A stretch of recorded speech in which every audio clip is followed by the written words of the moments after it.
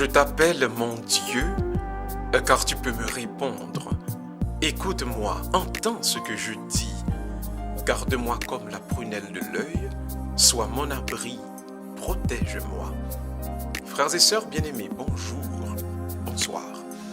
Bienvenue à cette nouvelle édition de Paroles de vie. Le thème pour aujourd'hui, rendez à César ce qui est à César et à Dieu ce qui est à Dieu.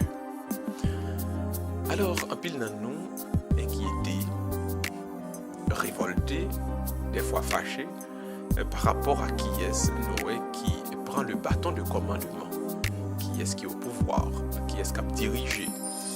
Des fois nous fait jalousie, des fois nous essayons de faire un coup d'état, de nous remplacer, et des fois même qui fait du complot pour garder ça, etc. Mais est-ce que le Seigneur nous enseigne aujourd'hui? Personne n'a qu'à arriver dans une position d'autorité si ce n'est pas mon Dieu qui bat le passage.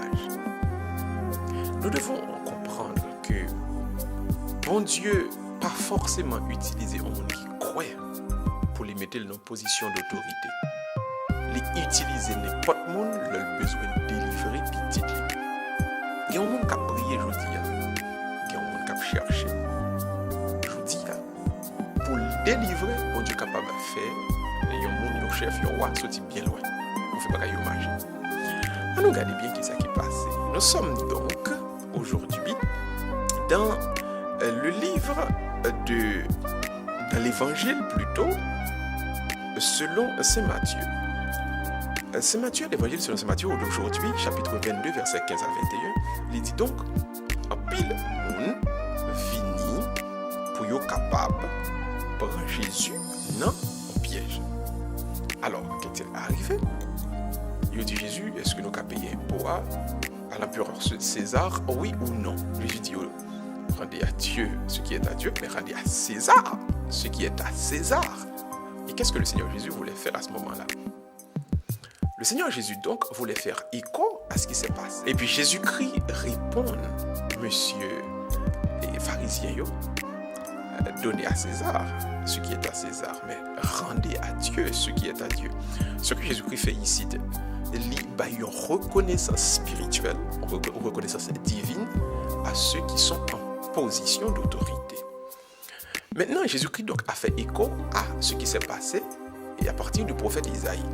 Mais nous regardons bien dans Isaïe, il y a un bagage qui arrive. Isaïe 45, verset 1 à 6, expliquait que le Israël était en captivité à Babylone, qu'il y a un roi en Perse qui dirait les Cyrus, qui fait un rêve, qui fait une révélation. Et une révélation, ça, bon Dieu paraît, bon Dieu dit, à cause de mon serviteur Israël, à cause de mon serviteur Jacob, à cause de mon peuple, m'a investi à autorité pour toute l'autre l'armée tomber devant. Donc, Dieu investit un ensemble de monde pour occuper une position d'autorité pour le peuple capable de continuer à vivre, pour le peuple capable de continuer à exister et pour mission que le peuple est capable de faire tout bon vrai. Nous devons donc comprendre pas de personne qui a privé chef, autorité, président, roi sans bon Dieu babal passage. En d'autres termes, nous devons donc apprendre à espérer à partir de ceux que nous voyons en position d'autorité.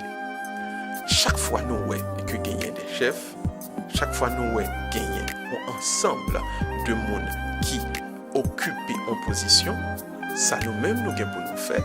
Nous avons besoin donc apprendre à espérer.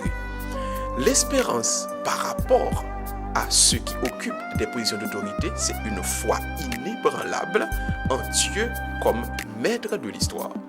Dieu est maître de l'histoire. Dieu, c'est lui-même qui gouverne tout bagaille. Il dirige les temps, il dirige les circonstances. Ça nous va l'apprendre par la bouche du prophète Daniel. Il défait les rois et les reines. Donc, puisque Dieu est le maître de l'histoire, il est capable, à certains moments d'auto, de retirer le monde qui a fait ça, pas ça, qui a détruit le peuple, qui voulait détruire l'œuvre à travers le peuple, sans bris, sans compte.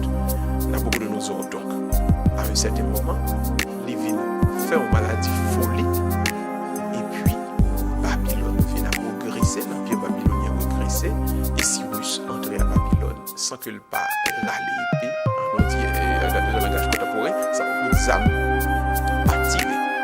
Donc, recadrez-nous, frère Maxime, recadrez-nous. Ceux qui sont en position d'autorité, ils inspirent l'espérance en nous. Nous pas là pour calomnier, rose.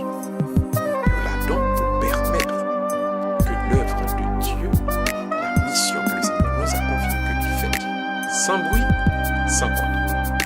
C'est pas eux-mêmes qui peuvent manger pour nous manger forcément, mais c'est à partir de présomption, constabilité qui crée, paix qui crée pour permettre que le peuple de Dieu est capable de faire mission.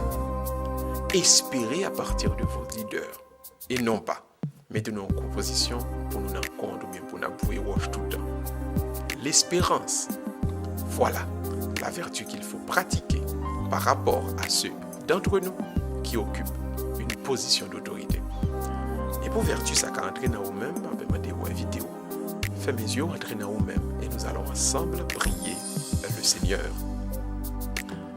Le Seigneur, fais-nous toujours vouloir ce que tu veux. Mais surtout, Seigneur, notre Dieu, fais-nous servir ta gloire avec un cœur sans partage.